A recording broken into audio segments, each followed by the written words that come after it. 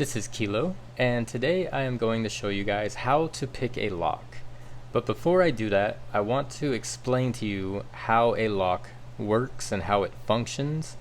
So to do that, I am using this cutout padlock here, so you can see the inner workings of the padlock. Now, any locksmith can hand you a rake and a tension tool and say, go pick this lock. And if you don't understand the concept and what you are actually doing, all you're going to do is just apply heavy tension, vary between light and heavy, and thrash around the picks with, maybe a city rake until it turns over. And then maybe you get lucky, maybe you just get frustrated. So before you guys jump right into just picking and, relying on just getting lucky, I want you to see exactly what you're doing. So looking at this padlock, from top to bottom, we have our 5 chambers here, as this is a 5-pin lock. You have your top springs, your top pins. Down here inside of the plug, you have your bottom pins. This is where all of the bottom pins reside. And right here above the plug, this line that you see, this is called your shear line.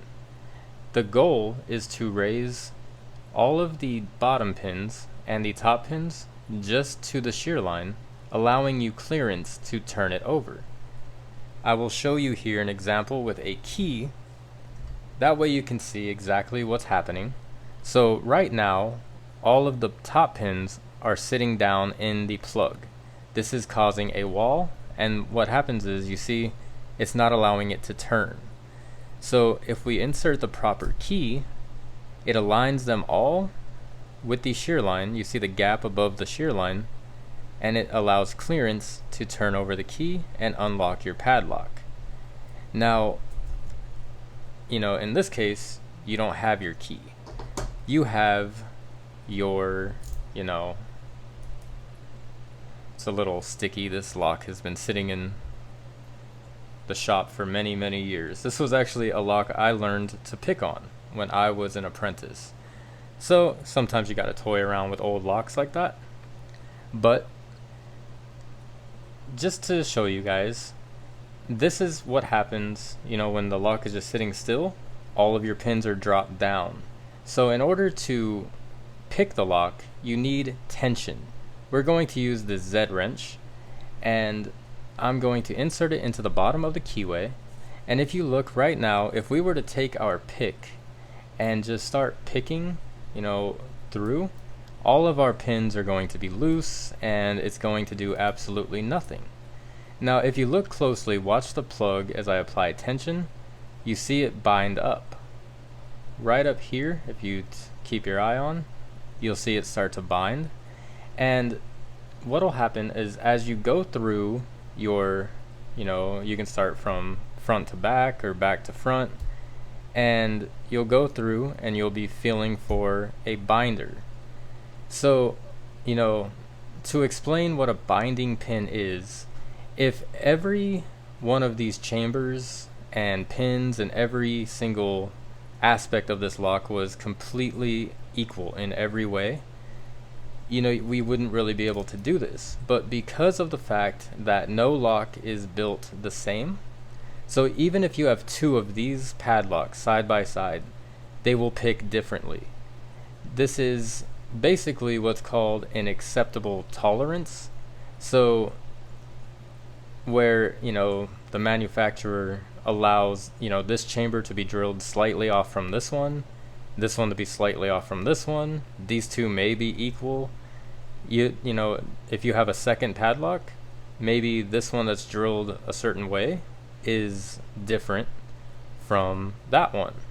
So just to explain, if you guys are trying to go through and pick multiple, say like master locks, 1 master number 3, even if it's key to like, you can go pick up at Home Depot a set of 4 key to like padlocks, and none of them will really bind in the same order. This is because of those acceptable tolerances and slight differences between the pins and the chambers that are drilled. So because of this, we are allowed to find a binding order. So if we apply tension, and we'll go ahead and start from the back, you start to lift and you're feeling all these pins and they're pretty spongy. We'll come to that first one. You know, you're hearing these clicks if the camera's picking it up. The clicks, as you can see, it's clicked about 3 times and none of them are set. A lot of apprentices, when they're starting out, hear these clicks and they feel like they're really close, and you can see 3 clicks means nothing. It's showing you that, you know, they're binding up in a way, but they're not really doing anything. So we'll start again from the back. We'll go ahead and work our way through. As you can see, as I'm pushing up, you know, pin number 3 here, I'm actually lifting pin number 2.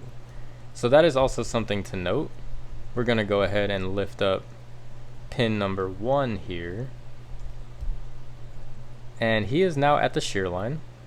We'll go ahead and go, you know, from our 5th pin. We got a little click and he is now set there. Now imagine if you're picking this without the cutout window, you would have to feel this. Now in just a moment I'll explain what that will feel like. Now we have overset pin number 3. We're going to go ahead and go to pin number 2. We're like, he's spongy. Pin number 1, he's not really moving. So you know, when you feel this, it's more of a pressure that you're going to feel. It's not spongy and it's not like a wall. You're going to know that he is set. You know, you'll basically move, you know, all the way to the back. You'll say, okay, this one is not, you know, doing much of anything. This pin number 4 here, we've got a click. Now if you look, all of these are going to feel spongy and you're not going to get anywhere. What you'll notice is when you get through and you're going through your progression, you're going to feel this pin number 4 here, and he's going to feel like a solid wall. When it feels like you're basically just about to, you know, break your pick in half, that means that you are overset.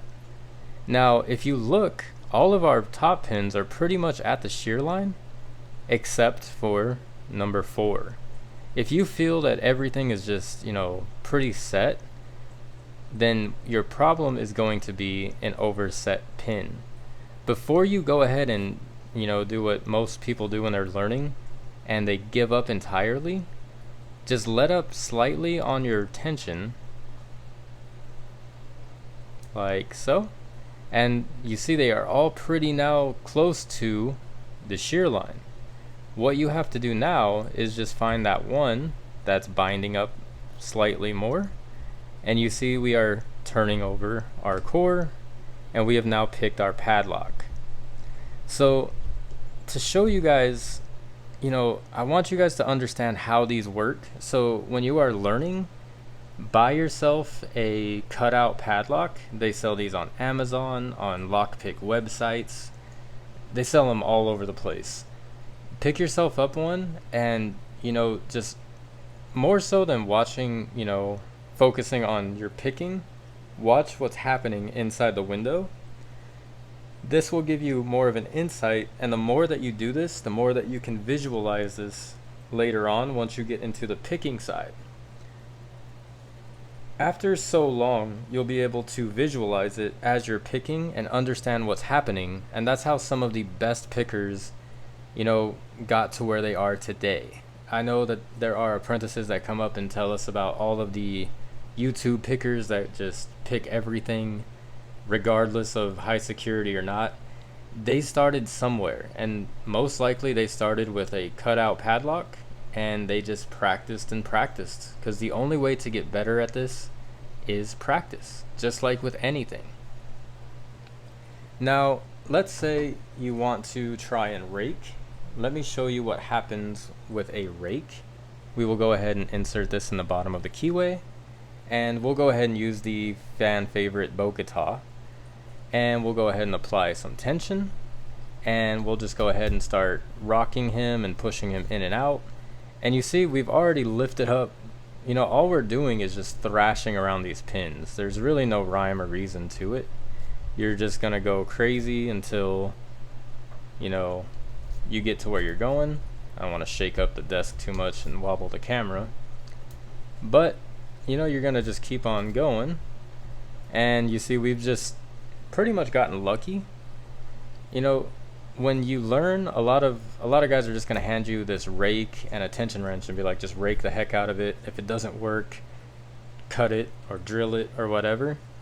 I want you guys to understand picking. So I wanted to make this video first before I really get into some lockpick videos, because I want you guys to understand what's happening as you are picking. I have tried this multiple times and showed, a very quick version of this. I know this video is on the longer side now at 10 minutes, but I have tried to show, a quick brief version, and then midway, through teaching, the apprentice is like, so what do you mean about a binding pin? So I wanted to really go in depth on this video. So I just wanted to show you guys this, and in the next few videos on lockpicking, I'm going to show you more technique and different types of picks. I'm going to explain what types of picks there are and what their uses are for, in case you're looking at your new picking kit and you are trying to figure out which is for a pin tumbler. Maybe one just looks kind of crazy and you're not understanding what it's for. So that'll be in the next video. I just wanted to do this one right now because a lot of you have been asking me to explain lockpicking, as some of you are struggling. So that's all there is for this video. Feel free to leave a like and subscribe if you'd like to see more videos like this. And as always, stay safe and have a nice day.